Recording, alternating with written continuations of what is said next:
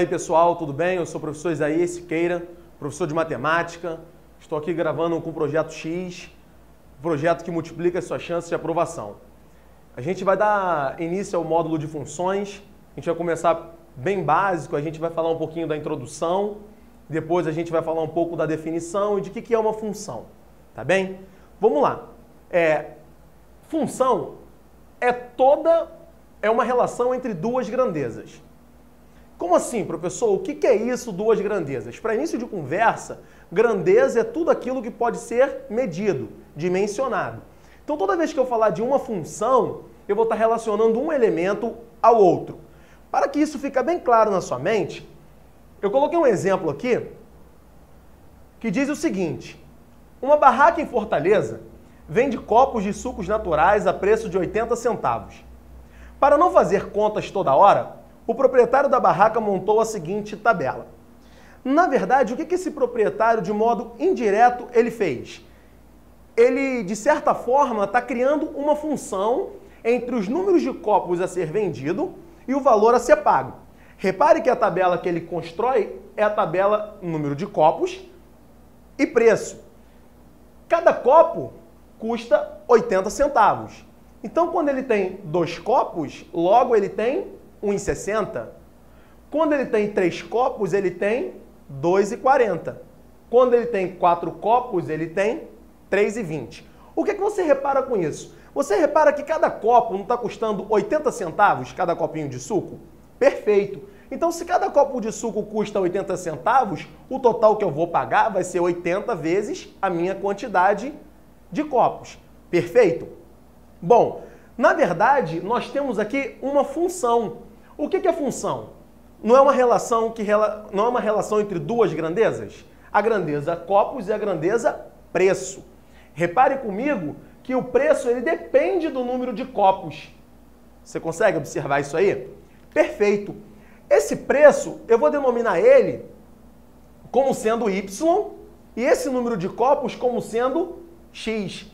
Pensa comigo. Eu fazer um copo é muito simples, eu fazer 4 copos também é bem simples. E se eu quisesse para X copos, como que eu ficaria isso daí? Como que eu escreveria essa fórmula? Então pense comigo, o meu número de copos vai ser independente. Eu não dependo do número de copos, mas o meu preço, ele depende do meu número de copos. E aí você repara que o meu preço, que eu chamo de variável Y, ele depende do meu número de copos, que eu vou chamar de variável X. Então, na verdade, eu vou ter aqui, olha, preço Y e número de copos X. Você está reparando que eu estou multiplicando 80 pelo número de copos? Então, se eu tiver X copos na realidade, eu vou ter 80 centavos vezes X, que é o meu número de copos. Tranquilo? Perfeito. Então, nós já começamos a escrever a primeira lei de formação aí da tabela do cara. O número de copos Y é igual. Desculpa. Y, valor a ser pago, é igual a 80 centavos vezes número de copos X. Perfeito? Quem é esse Y? Lembrando aqui comigo, é a minha variável dependente. Ele só existe quando eu tenho um número de copos. Se eu não tenho copo nenhum, eu não pago nada. Tá bem? E esse X é minha variável independente. Ele não precisa de ninguém. Tá bom? Então, relembrando, o meu Y, ele depende do X para existir. Então, na realidade, eu vou ter uma função de Y em X. O Y só existe se o X existir. Perfeito? Então, nós já demos aí o nosso primeiro passo em função, já fizemos a nossa introdução, você já viu o que é uma função. Beleza? Agora, vamos lá, vamos definir de fato o que significa isso aqui para a gente, Y e X. Quando é que isso acontece? Y é uma função de X se para cada valor atribuído a X existe um único Y correspondente. Presta atenção, analisa aqui comigo. Quando eu tenho um copo, o cara paga 80 centavos. Quando eu tenho 3 copos, ele paga 2,40. Existe a possibilidade dele ter 3 copos e pagar um outro valor? Se cada copo custa pra gente 80 centavos? Não. É isso que eu estou definindo para você. que para cada x existe um único y correspondente. Baseado nisso, quem é o x, quem é o y, a gente começa a construir algo chamado diagrama de flecha. Esse x, que é o meu termo, a minha variável independente, ele vai fazer parte de um conjunto chamado domínio, tá bem? E esse y vai fazer parte de algo chamado imagem. Ou seja, para cada x que eu tenho um y diferente.